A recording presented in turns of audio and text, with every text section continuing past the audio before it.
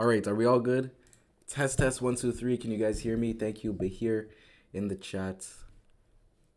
Let's go ahead and get started. Welcome in, everybody. Welcome to today's session. This is Trading Wars Chronicles Part 2.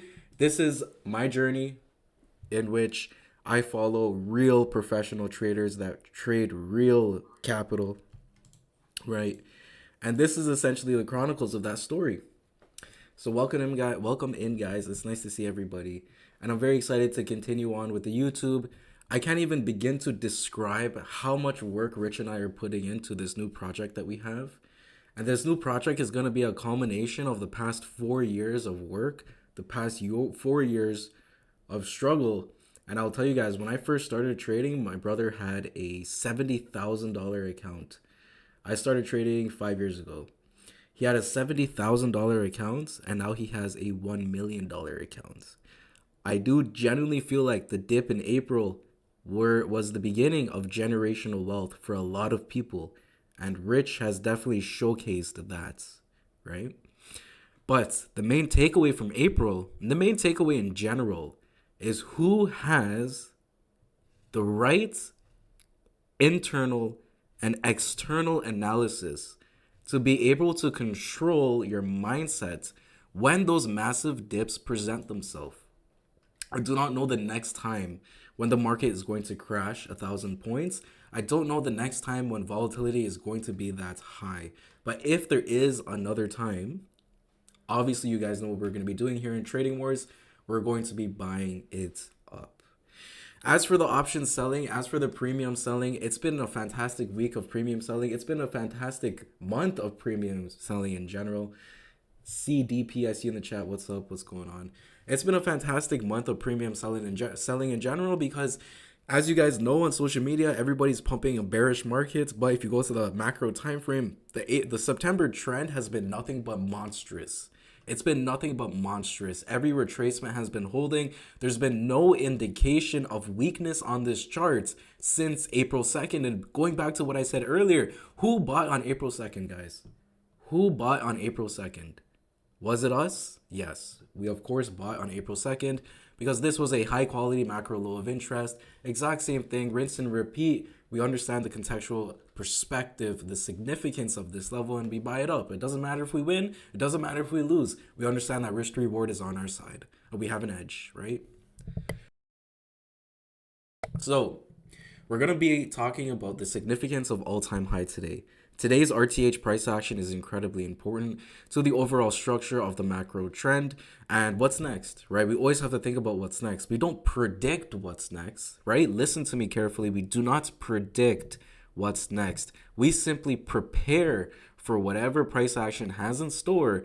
So when our entry models are applicable and our edge is applicable, we click buy or sell without hesitation and we become robotic. We become the algorithm, right? Because if you think about it like this, the algorithm is programmed to have a specific task, and that's it. The algorithm doesn't have an emotion. It's literally programmed to do one thing and one thing only.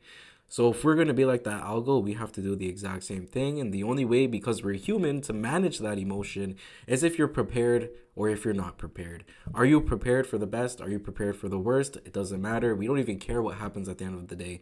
We're just ready for execution when price action enters our area of interest. And then we apply the entry models to set ourselves up for success. So what I want to do before we jump into the recap for today and the analysis for tomorrow and the reading club is I want to bring over this beautiful, beautiful Substack right here. So this is the new project that Rich and I are working on.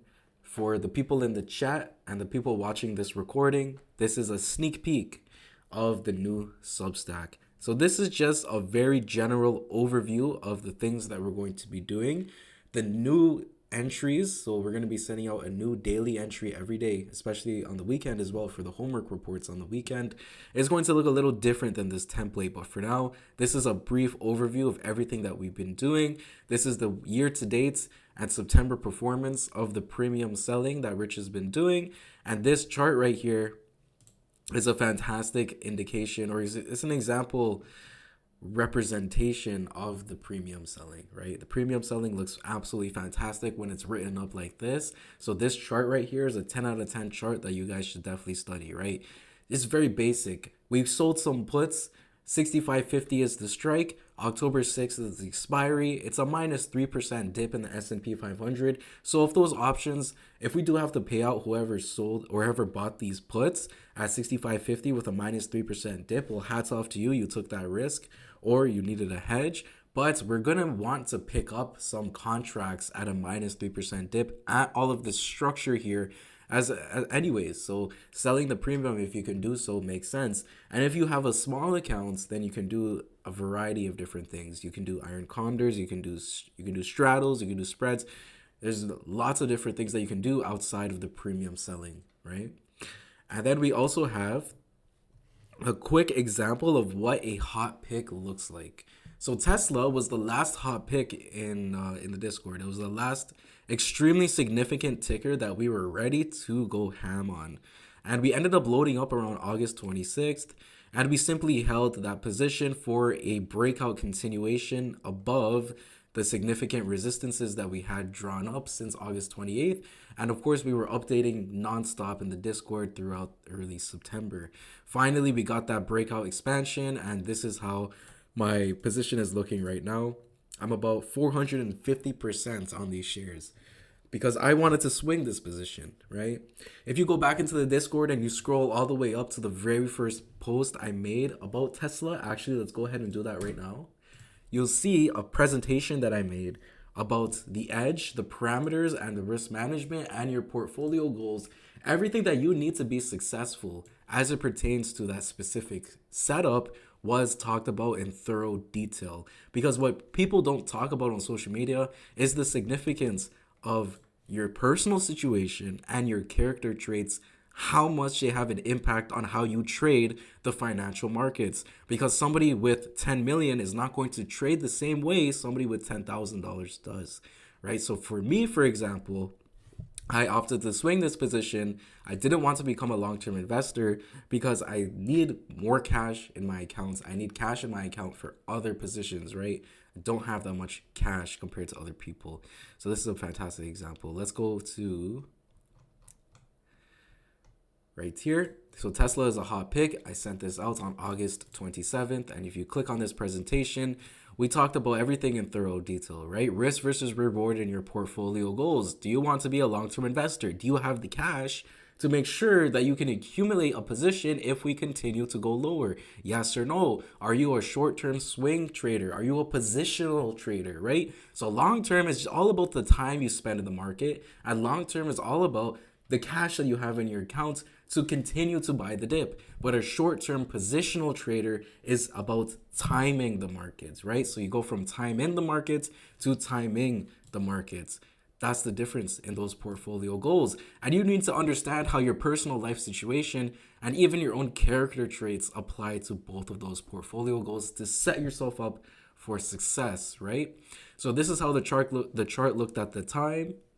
For a swing position, we wanted to see these structures hold, right? These structures are a must hold. We had a swing low here, swing low here, swing low here, swing low here. We need to see these lows hold where I'm getting out of my swing position. That tells me that buyers are lacking in a potential breakout above 346, 349, and 368, right? The obvious resistance. Eventually, we did indeed break out of Tesla, and we've been riding that position ever since. So that's a sneak peek of the Substack stuff that we're working on.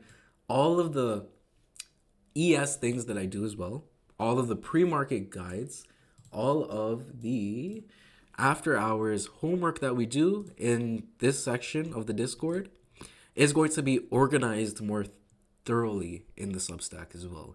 So it's going to be a complete culmination of every single thing that we do in Trading Wars, and it's going to be a perfect little chronicle, right?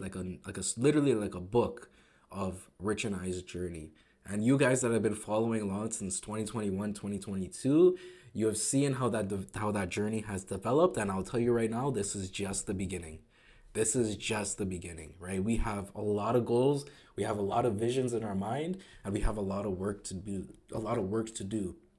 So hopefully you guys stick with us And let's go ahead and jump into the analysis for today. So let's go into the notes. As you guys know with me, I don't mess around with hindsight. Hindsight is one of the most detrimental things to anybody in the stock market, and it could be very, very threatening to your mental health. So I never, ever, ever talk about hindsight. Everything that I do is always reported in the pre-market or is reported after hours. Everything else is just noise to me and I don't care. So here's the context and short-term bias for today. So we got a huge false breakdown overnight of yesterday's low via 66.78 support. 66.95 through 67.03.75 remains the most significant structure on the chart, and price is glued to it. Surprise overnight weakness, massive 60-point range.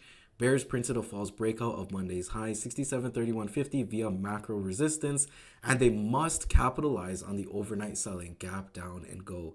So everything in this little context short-term bias here means a lot to how price action is operating in real time. Why? Because the context and the market structures dictate who's trapped and who's in control, and that's visually represented by price action, right? In order for price to go up, sellers need to get wrecked. In order for price to go down, buyers need to get wrecked. That's the simple mindset of literally the financial markets. Somebody has to lose for somebody to win.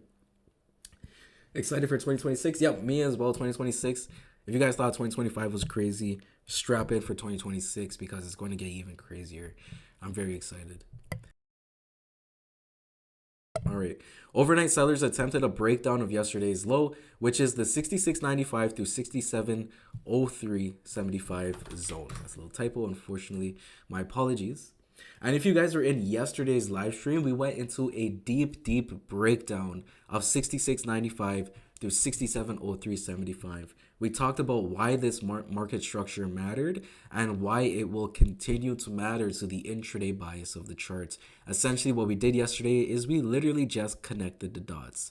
And when you connect the dots, you realize how significant the level is to both sides of the markets. So check out yesterday's live stream if you are more interested in why 66.95 and 67.03.75 was just such an absurd level, such an absurd zone this week. Let's continue. Holding above, then breaking out above Monday's high would flip the chart more bullish, with absolute bullishness above all-time high. The breakout of Monday's high got faded yesterday evening via macro resistance 67.4450. So for more specific context, let's talk about buyers today. So buyers, they must defend the overnight low 66.95 through 67.03.75, failing at this point with so many bears trapped, so many bear traps printed can be deadly. Warning sign of liquidation into the next more significant supports on the larger time frame. So 66.95 through 67.03.75, because we've already attempted at holding this zone so much yesterday, yesterday's low of day is printed in the zone, and because of the overnight false breakdown, on a third attempt of breaking down this structure, you really have to be cautious. That doesn't mean that the third attempt is 100% guaranteed to break down the zone. It just means that after defending once, defending twice, 3, 4, 5, 6, 7, 8, 9, 10, it becomes a little finicky, right? Bulls have put in a lot of effort to defend the intraday bias, although the supports below are just as important to sustain the bull leg created last Thursday. Because Monday's high got faded for a false breakout, the failure of 66.95 plus the overnight low equals confirmation of trapped bulls. So why is this line so important here? Equals confirmation of trapped bulls, because the chart will remain neutral so long as we're above 66.95 through 67.03. That is the first warning sign of liquidation into the next more significant supports. And we talked about this extremely thoroughly in yesterday's homework report as well. Let's continue. For sellers today, defending below 67.1975 through 67.2875 can showcase strength, although if price is to sustain above 66.95 through 67.03.75, we can presume that the market has no clue what it wants to do and we can remain neutral. Sellers front ran macro resistance. Yesterday's high is 67.4350. Above here, sellers likely blown out the water. In order for volatility to return and for the overnight weakness to continue, 66.95 must break down. So let's go back to the chart and analyze this. 66.95 through 67.0375. Right off the bat, we're holding above the level at the open, right? Here's the 9:30 candlestick. The 9:30 a.m. candlestick opens above 67.0375, and we immediately run into resistance. I also talked about in the pre-market live stream today that you must pay attention to the watch list. The watch list is a legitimate edge because the watch list, all of these tickers on here, they are literally what control the S&P 500 and the NASDAQ to a certain degree, especially the NASDAQ, obviously. So if these tickers are to be extremely red, that tells you something. If they are to go from red to green, that tells you something. Green to red tells you something. Extremely green, that tells you something as well. Everything here is understanding the narrative of the chart. And as good traders, you must understand the narrative. If you don't understand the narrative, you're simply just not a professional trader, in my opinion, right?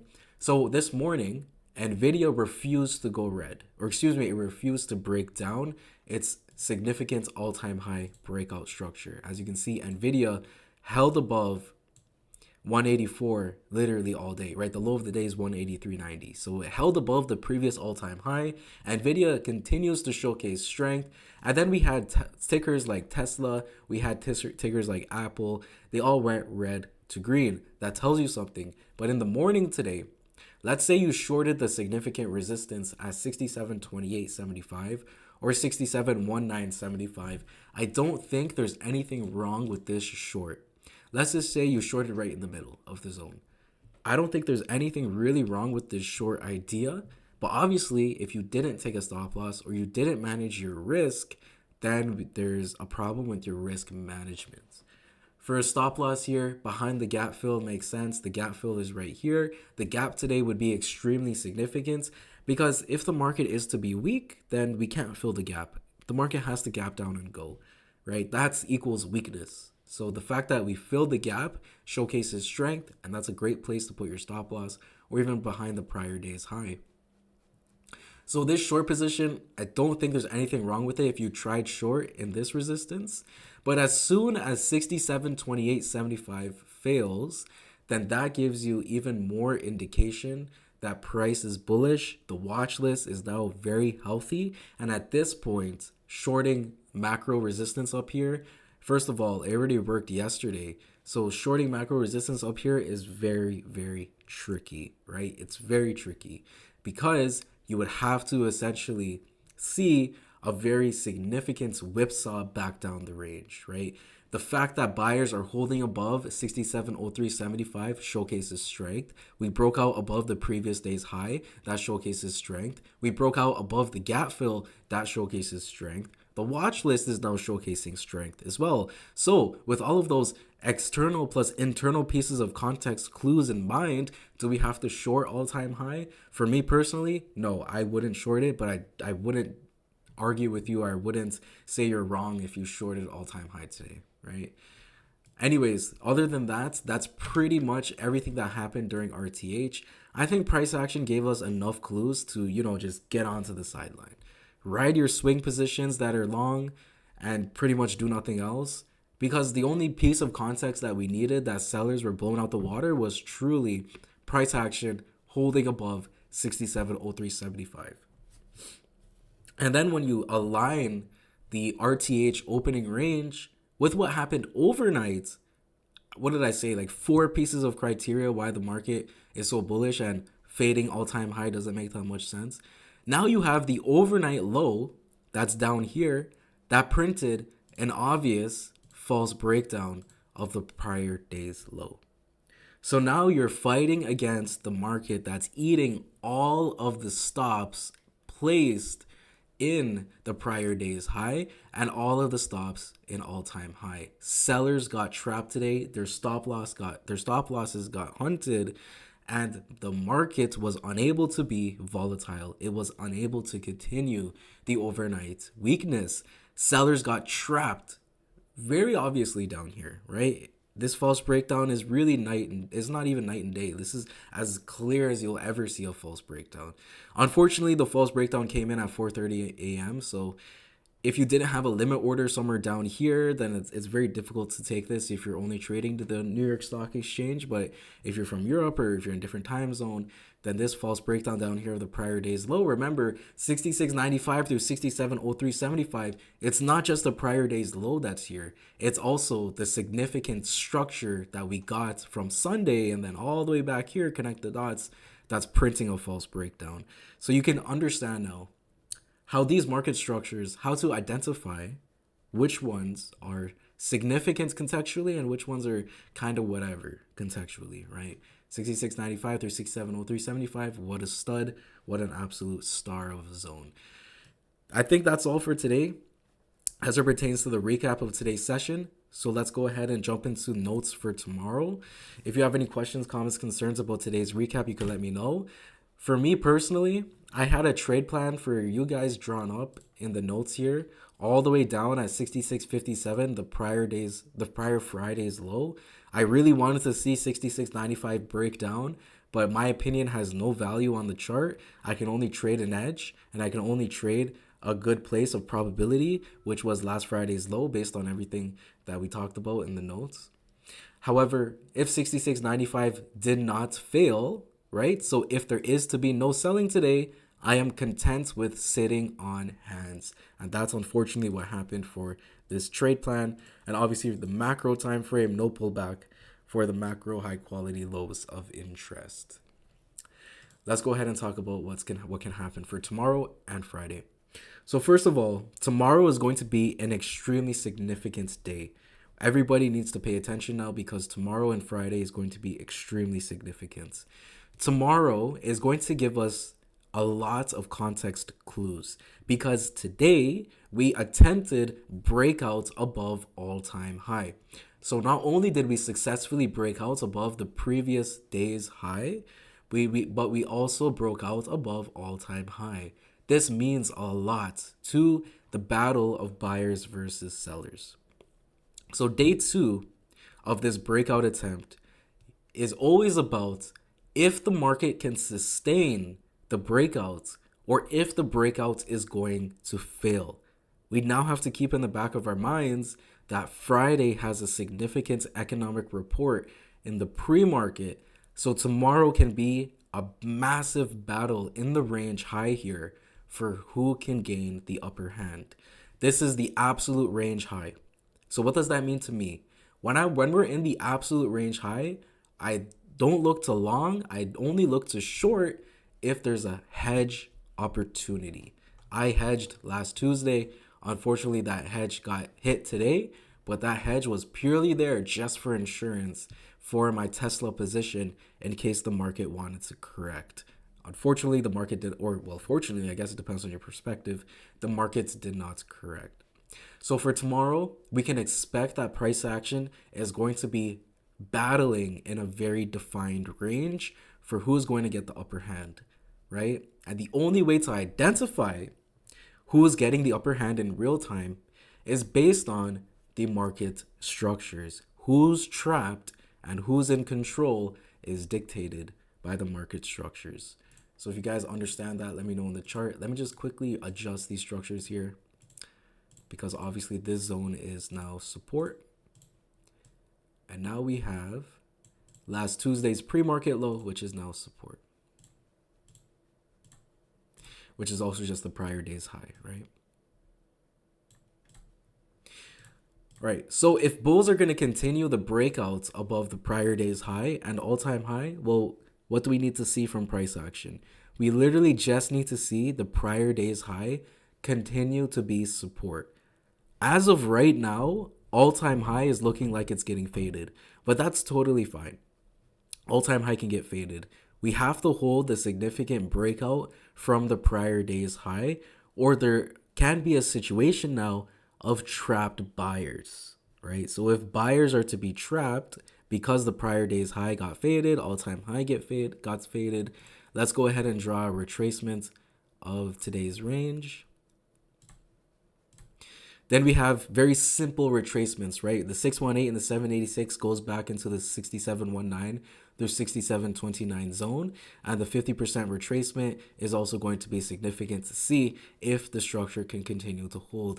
I think this fib as well, using the overnight low, is going to mean something, as the 50% is back in that exact same range. We know that if we're going to get a higher low here, then we have to literally just hold above the prior day's low. So I'm going to break it down as simple as possible as I can in the perspective that sellers trap buyers at the range high.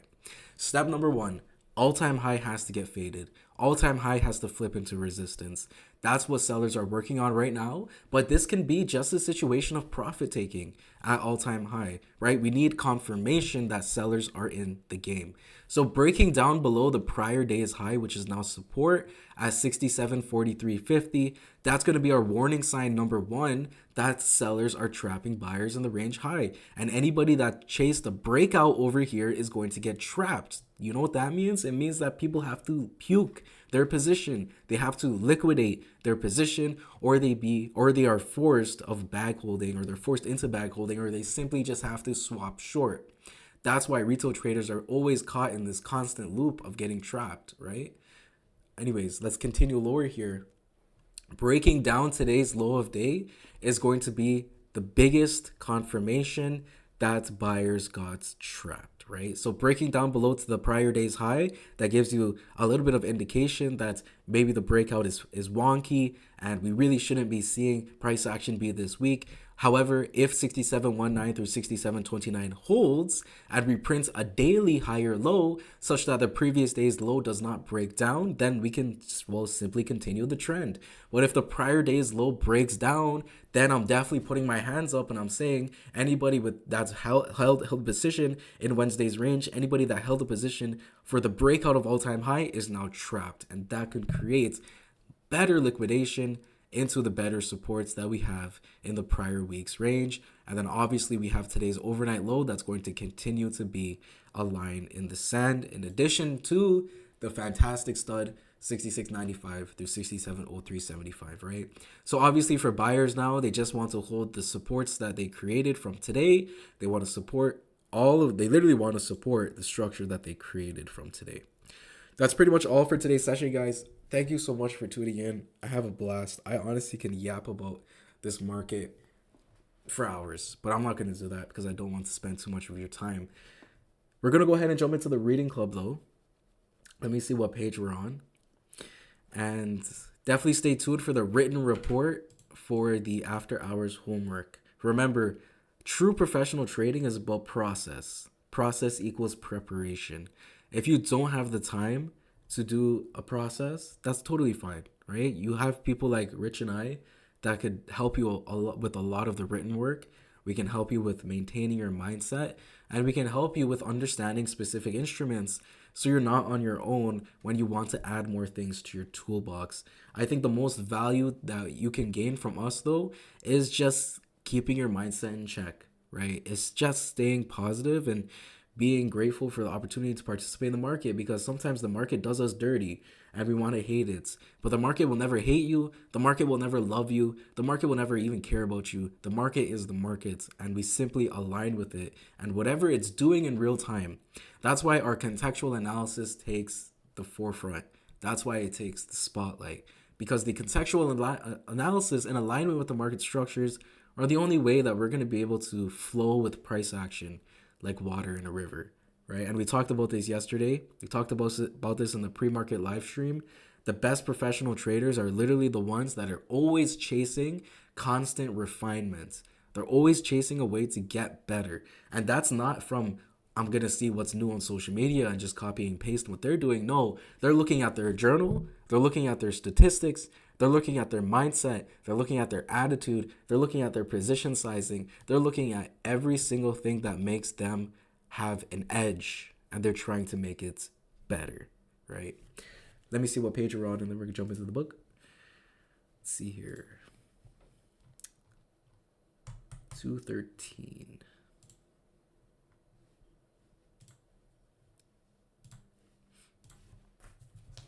Almost finished this book.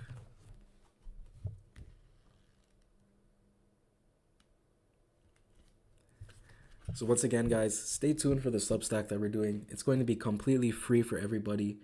And it's going to be the Chronicles of Trading Wars, literally everything that we do in the markets. How Rich went from 70,000 in 2021 to 1 million in 2025. That is possible. And obviously we got a little, not necessarily lucky, but we got blessed with the April dip, right? But hopefully there's another one. Hopefully there's another one. We shall see. If you guys have any questions or comments while I'm reading, you can feel free to shoot them in the chat, and I will 100% get to you.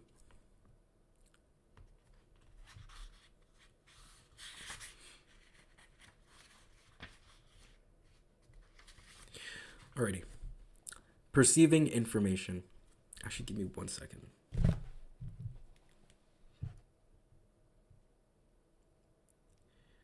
Alright, let's go ahead. Perceiving information. Information on its own has no power over us.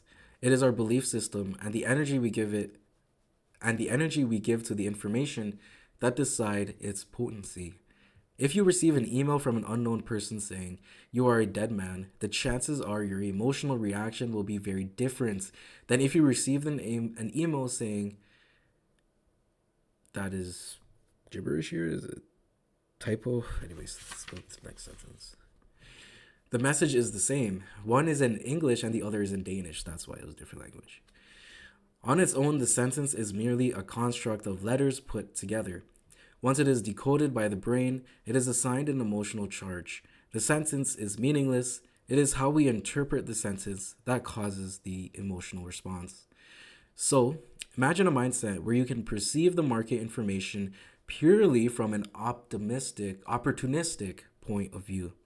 You are not threatened by the information. You are not thinking, oh God, why am I not in this move? You are not thinking, why am I in this move? You merely observe and decide from a frame of mind that sees opportunities. It does not see threats. So going back to what I said earlier, being grateful for your opportunity to participate in the greatest game on the planet of Earth, trading the financial markets, that's pretty much everything that I believe the author is writing about. Is if you're grateful for being able to just trade, it doesn't matter what you trade, just trading in general, that eliminates so much of the negative boundaries that your mind plays tricks on you with, right? Like emotional distress, fear, doubts, trauma, even if it gets that bad. Just being grateful to click buy and sell is something that we every single day need to practice. Every single day. Right? And there's people out there in the world that would kill to be in our positions. So we have to be grateful for it. The market moves up and down in ticks all day. They form patterns which we trade on. These ticks up and down are just ticks. If you have a position on, however, these ticks take on a life and meaning of their own. They validate you or they diminish you. That is not how you want to trade. That is not an ideal mindset. Focus and attract. What we focus on is what we attract. I believe in that, so it's true for me. The fear we experience causes us to focus on the object of our fear so that we end up creating the very experience we're trying to avoid. I want to give you a simple example of the mind seeking information as a result of what your focus is on. You bought yourself a new car. It is a yellow Volkswagen Beetle. As you drive your new car, you begin to notice the other Volkswagen Beetles. You never did that before. Your mind has opened a filter, allowing information about beetles into your consciousness. What we focus on is what we attract. The trader who has a position on in the markets will focus on the price movements, the ticks, that move in his or her favor because they relieve pain and give pleasure. Movements against the position create pain. You might be thinking, I am stating the obvious. You are right.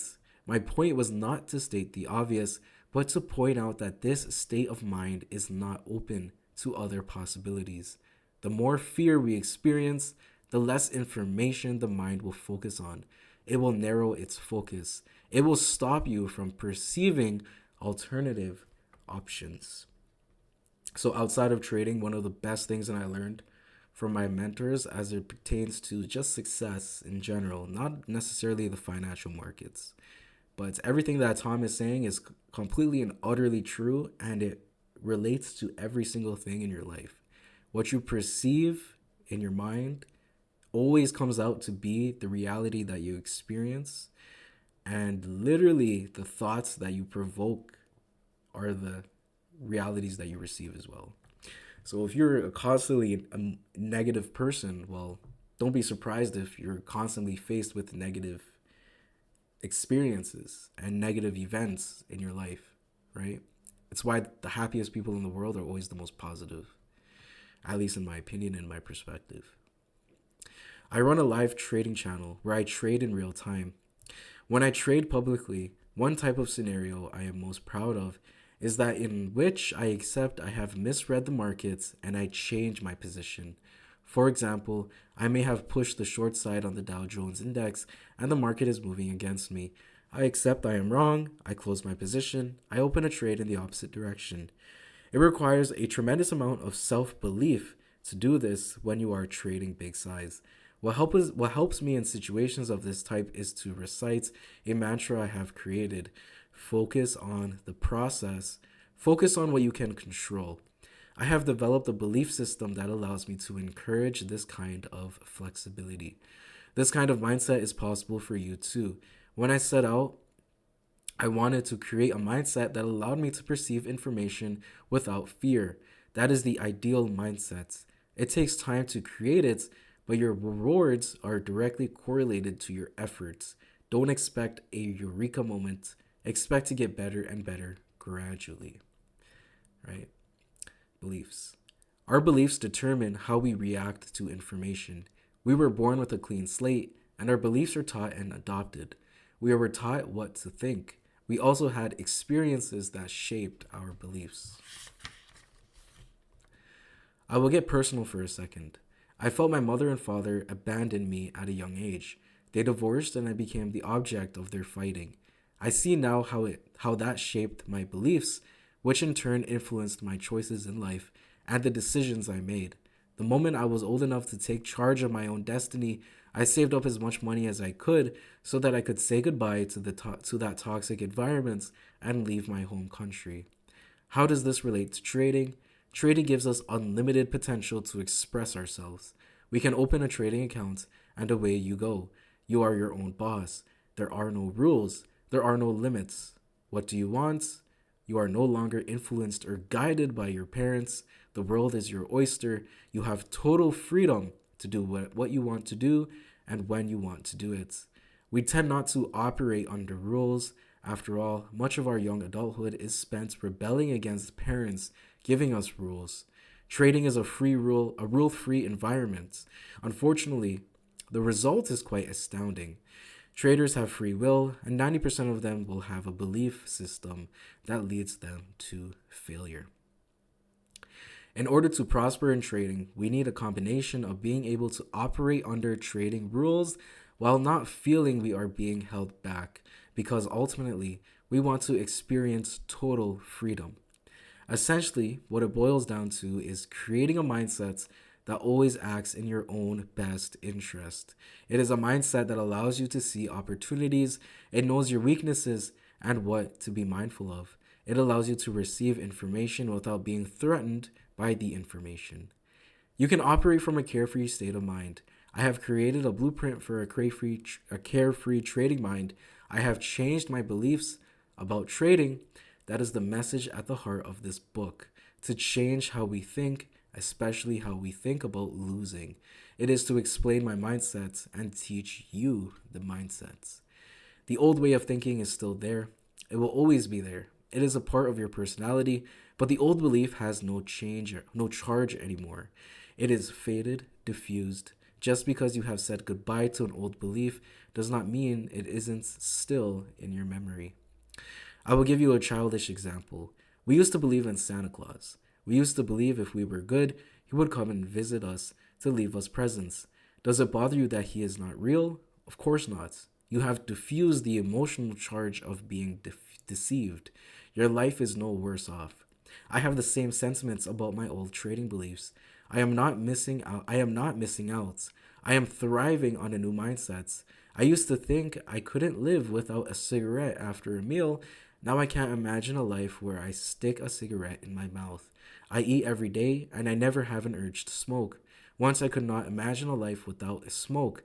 Now I can't believe I was ever hooked on it. It took me a little more than a week to reprogram my mind. The same will happen to you as you apply my blueprints for the ideal trading mindset.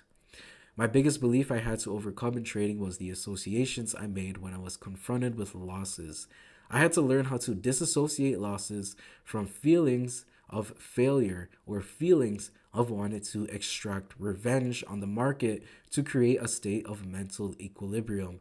Achieving that was a momentous leap for my trading performance. All right. So I think we're going to go ahead and wrap it up there. Only about 5 pages read today, but that's totally fine. I do have to head out today. I do have to catch a flight tomorrow. So we're on page 217. Let me write that down.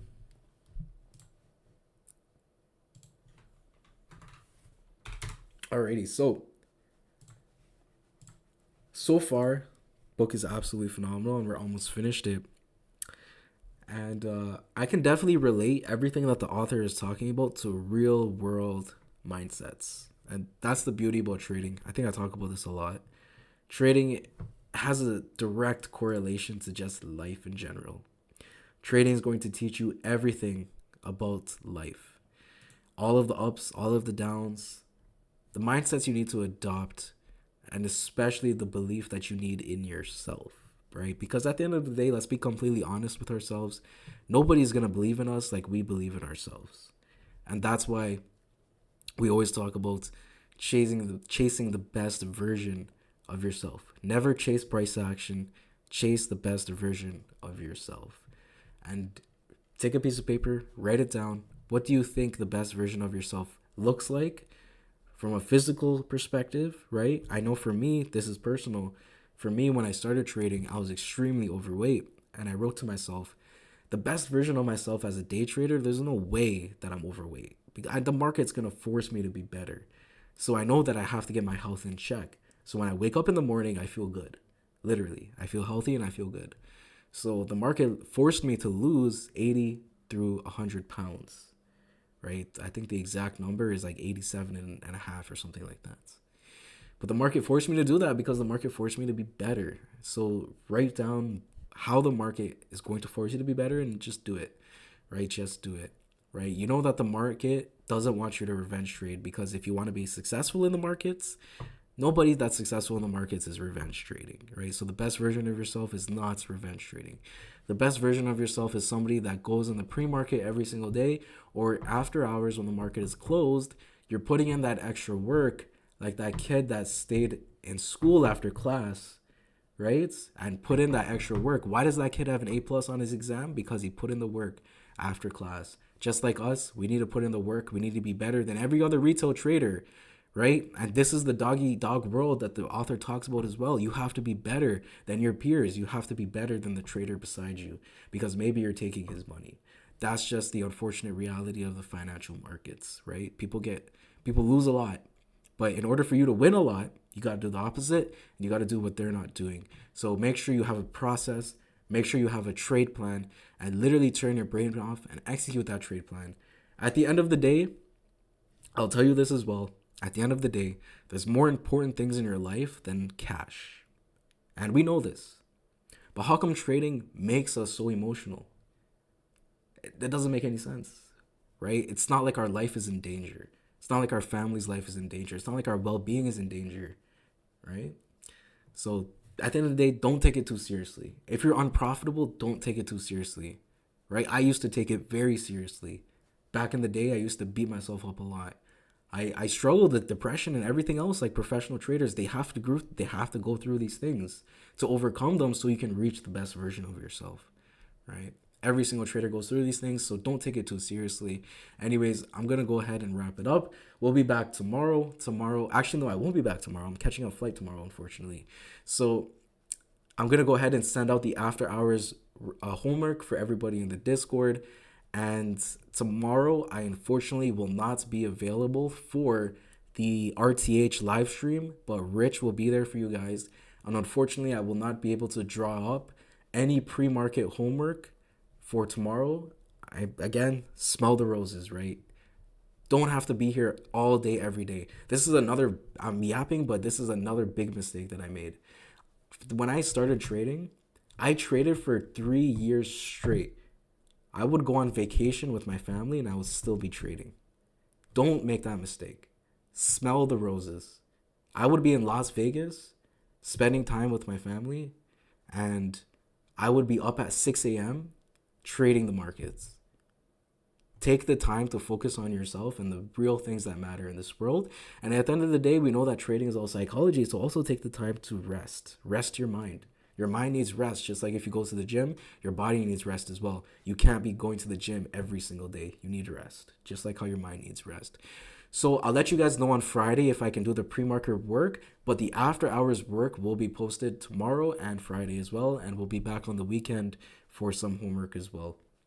Thank you so much for listening. If you need anything from us, tradingwars.com.